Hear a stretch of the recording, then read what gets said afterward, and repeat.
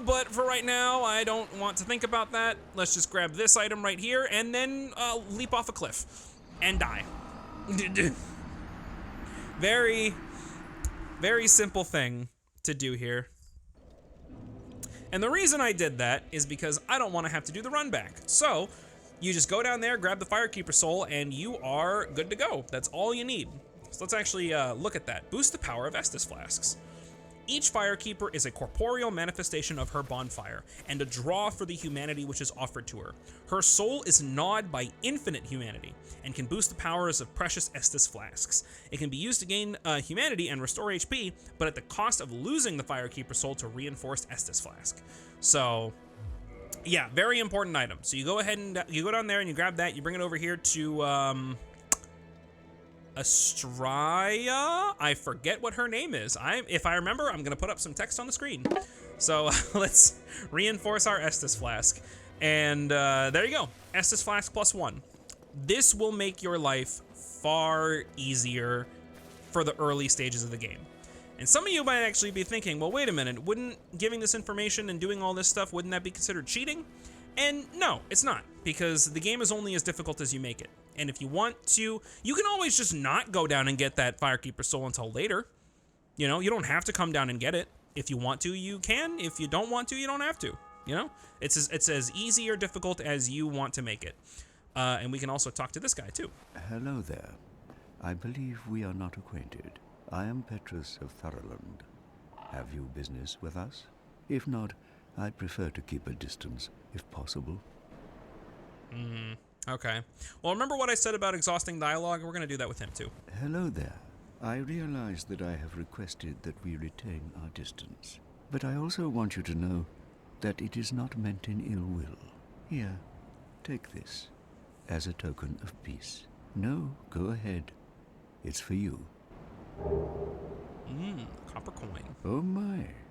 You again. Oh, I know. How about this? I have to await my companions here anyway. So what if I were to teach you some miracles? Would that please you? Yeah, why not? Let's see what miracles you can give me, buddy. Very well. Then first, a covenant with the gods. I don't think we're in a covenant at the start of the game. So let's just, yeah, let's join, whatever.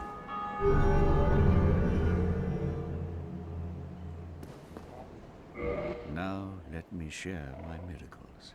Only their ultimate effectiveness will be determined by your efforts and your faith. All right. So what we can do now is we can learn a gesture. Very useful, very important. Gotta learn all the gestures in the game. And then we can also start purchasing items, which for the most part, he really only carries miracles. Like I said, not gonna be doing miracles in this playthrough, but if you want a very early merchant for miracles, you can always come here to him. And then you can also get talismans here, but don't buy the talisman. You can just get the free one that's just like literally right underneath him. So don't even worry about that. And the Thoroland talisman, I wouldn't worry about getting it. See, look, it's like objectively a worse talisman. So I should talk about that. So what we can talk about is the concept of weapon scaling. So let's look at some weapons here. Some of the weapons we just picked up. So we got a wing spear, a morning star. Morning star is really, really nice. I like the morning star at the start. Here, let's read the description. Hammer with a sharp spike at its pommel, one of the more barbaric cleric weapons. Ooh. Uniquely, this hammer inflicts thrust damage and causes bleeding. So, something that we got to talk about is how weapons are, like, how it's determined whether or not a weapon is a strength weapon or a dex weapon. So, let's take a look at the S-stock right now.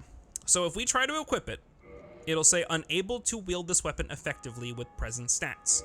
So what this means is I do not have the stats to currently equip it. Makes sense, right?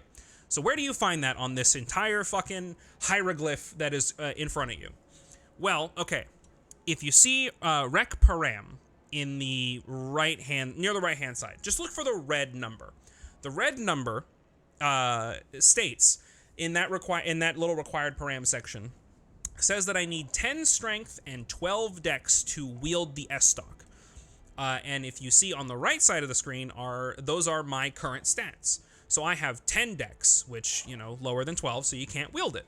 Same with the Zweihander over here. You need 10 dex to wield it, but you need 24 strength to wield it.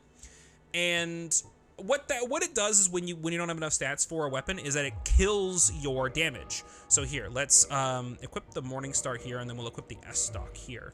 Just to show that, like, you know, you can't use it, it's gonna kill your fucking damage.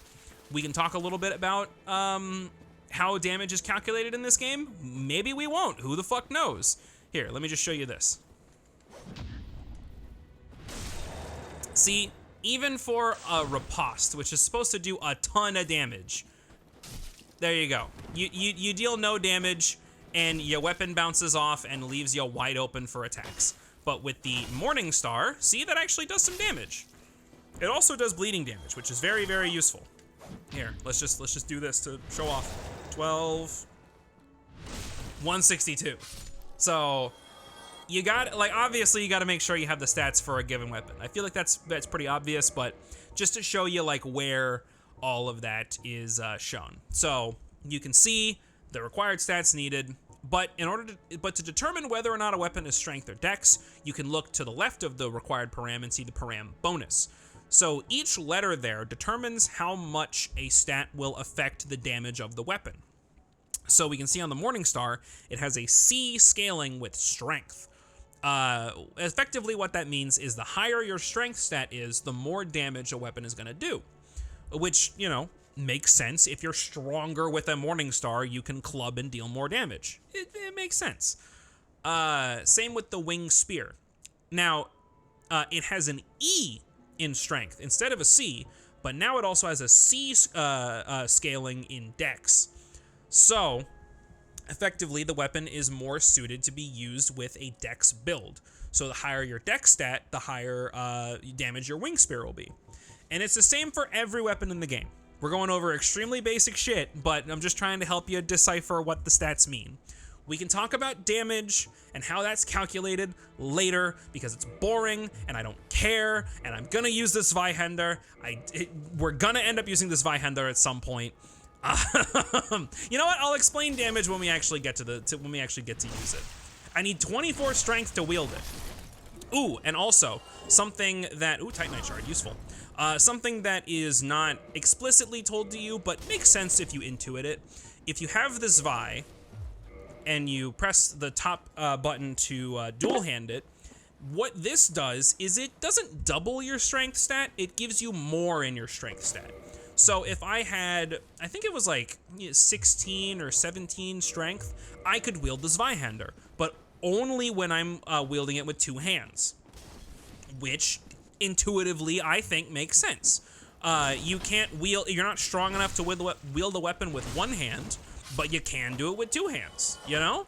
So it's something that's not explicitly said to you, but it is something that you can keep in mind if you're looking at weapons that you want to use, because I'm definitely going to be using the big fucking sword like as soon as I can, because I love dumb big swords. They are my favorite type of weapon in any video game, and like there's a reason why I play Greatsword in Monster Hunter. You know what I mean? There's a reason why I play Monster Hunter in general.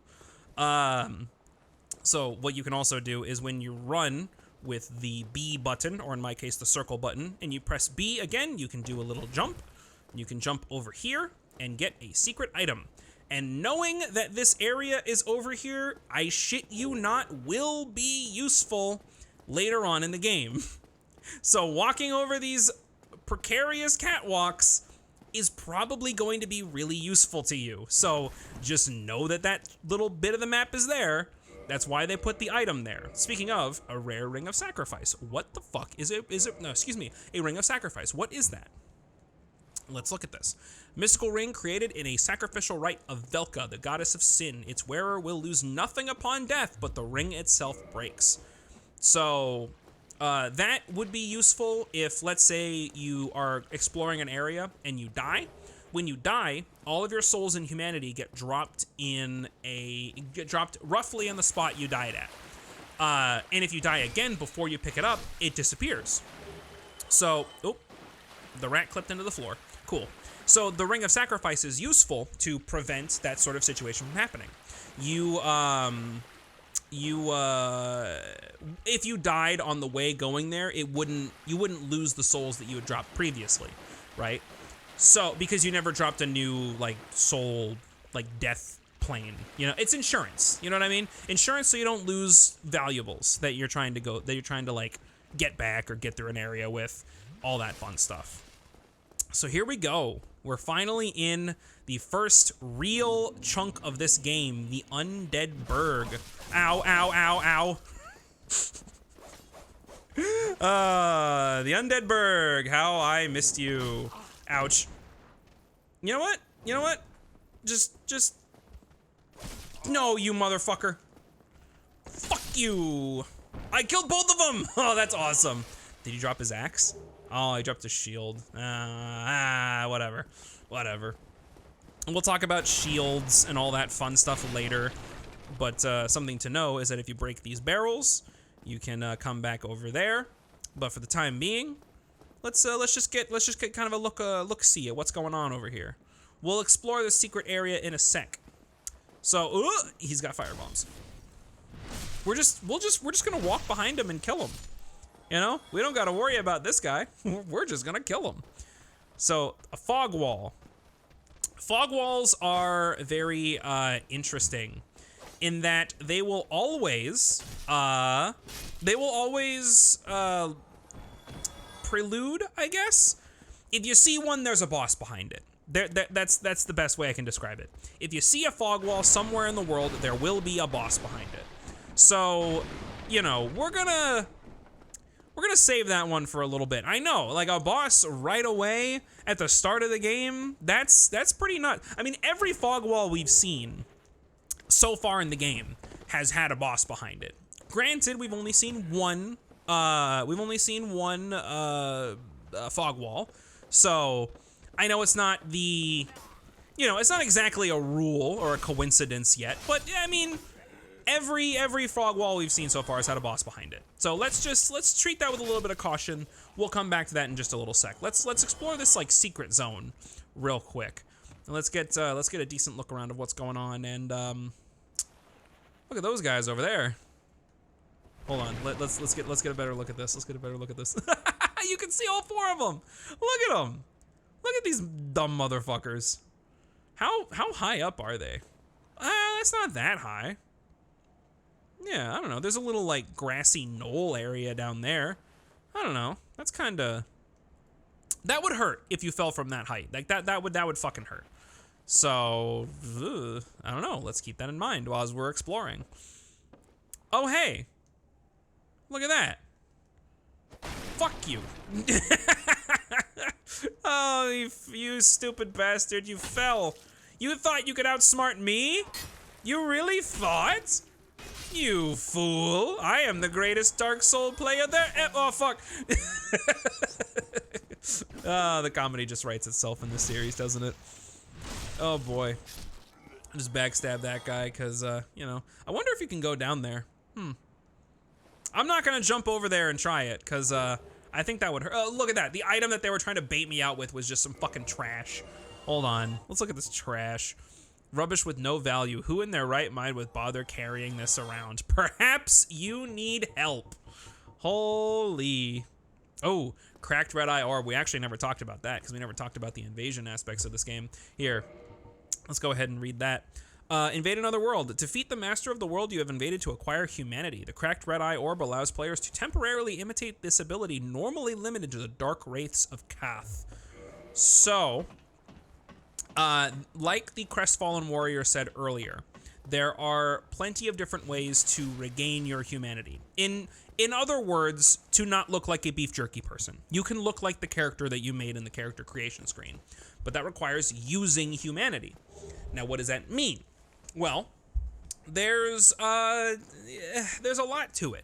So humanity is both a stat and an item. Mostly, what the fuck was that? Oh, hello. I thought I heard something in real life and I got nervous. Maybe it was just in the game. I don't know. Who cares? So humanity is kind of a weird combination of a stat and an item. You see that big 0 in the top left corner of the screen? That's how much soft humanity I have. So there's a distinction when people talk about humanity in this game. So hard humanity, I understand this name is very stupid, but we're gonna have to roll with it because that's what the community refers to it as.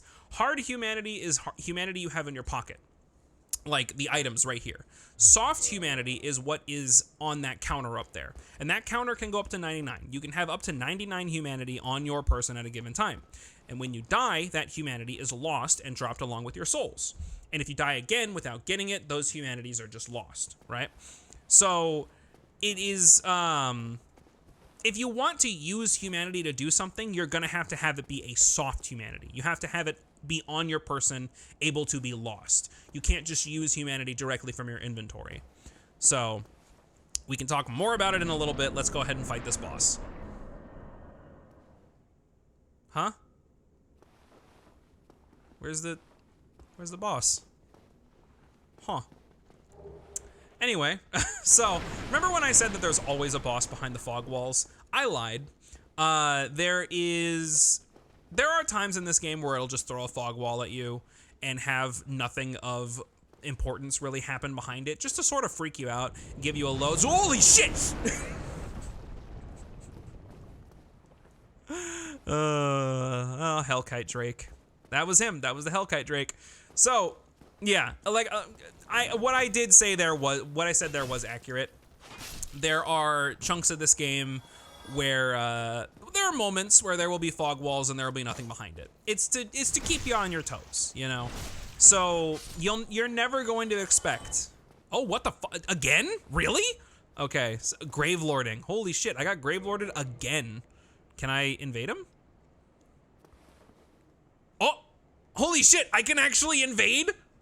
Okay, here we go. We're doing some online features, boys. All right, here we go. Let's see what happens. I see him. I see him. Gravelord servant Orewa homo desu. Okay, so he is a homo. Good to know. I wasn't expecting to see this right away. Hey, buddy. Orewa homo desu. Ah, I see. Oh, there's 3 of us.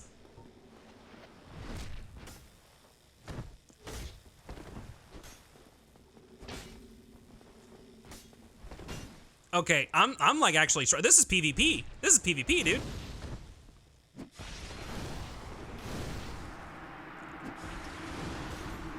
Okay, so something that I should say is that the PvP in Dark Souls 1 fucking sucks, and I hate it. Okay, look at that. Yeah. Yeah, I love Dark Souls 1 PvP, dude. I love it.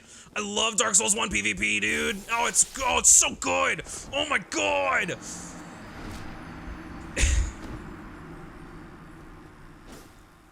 I hate this fucking game so much.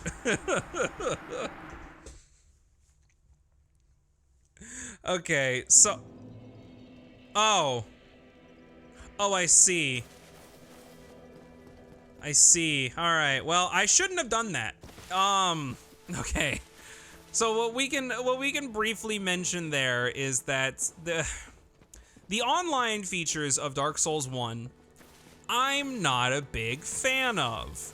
I don't really like the PvP of any of the Souls games, personally. So what we're gonna do, oh hi Havel.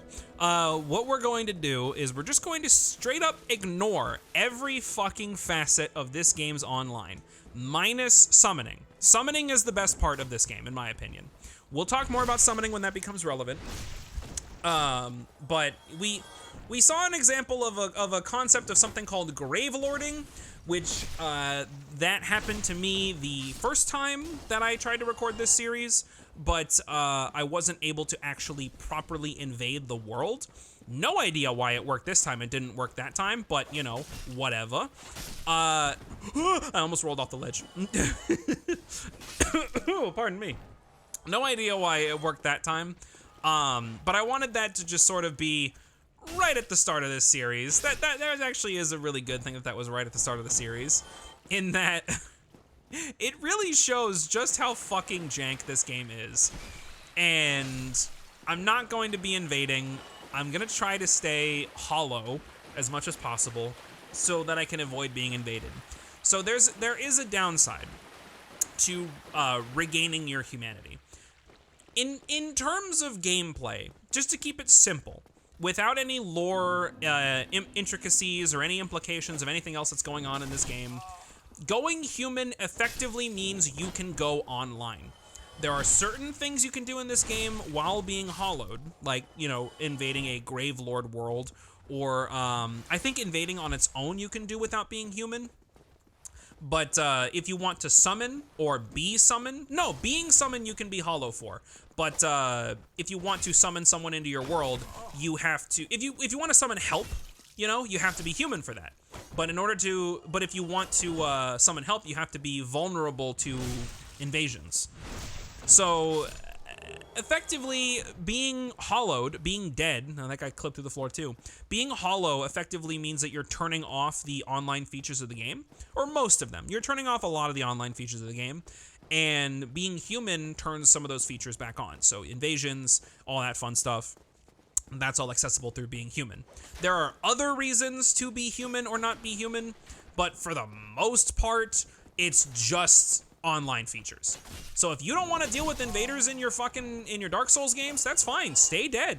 No one's going to judge you for that. In Dark Souls 3, they actually kind of ruined it a little bit. I know I wasn't going to mention Dark Souls 3, but in that game, they had the system where if you're human, quote unquote, you get a massive life boost with that as well. I guess to sort of give people more of a reason to go human. Because if you don't want to interact with the PvP world, you don't need to, right? So who cares? Just don't even fucking worry about it. Let's turn on a bonfire. And let's sit at this bonfire and actually fucking, you know, get some levels going. I'm not going to explain every little point that I put into my level ups just because I don't want to sit here and have a 3-hour-long episode of just sitting in one room. I'm not Plague of Gripes. I'm not trying to be him. If you know what I'm talking about, good for you. If you don't worry about it. The only context you need is that a man named Plague of Gripes had a Dark Souls 1 playthrough, and there were several episodes that were several hours long in which he did not leave a single room. I'm not trying to be that in-depth on the lore. I'm trying to make this still somewhat digestible and have, like, a fun Let's Play to have for people who don't really give a shit about the lore and the grander implications of said lore. What we can do now, though, is we can finally use that fireball for something useful. So this is why I recommend people go with pyromancies at the start, because you can use it to sort of get through more difficult combat encounters with relative ease. He's gonna try to heal. Hold on. Stop. There we go. You can just sort of hang back, and you can throw fireballs at people, and you can make things a little bit easier on yourself. And I'm doing it again. I am doing the thing that I said I wouldn't be fucking doing. I'm abusing backstabs, and I'm trying to get parries and ripostes. It's how I play this game, and I'm gonna try to avoid that. Hi, another Gravelord sign. I'm not going to explain what Gravelording is. I'm just not. If you want an explanation of what it is, you can go watch the Illusory Wall video on Gravelording. All you need to worry about for like context is that Gravelording makes other people's worlds more difficult, but the caveat to that is it only makes your world more difficult if you're in New Game Plus. So that's why Gravelording's not going to do anything to me, because I'm not in New Game Plus. It literally will never affect me. So if I ever see those signs again, I'm just going to kind of ignore them for the most part, because I just don't really care for the online features of this world. Also, hey buddy.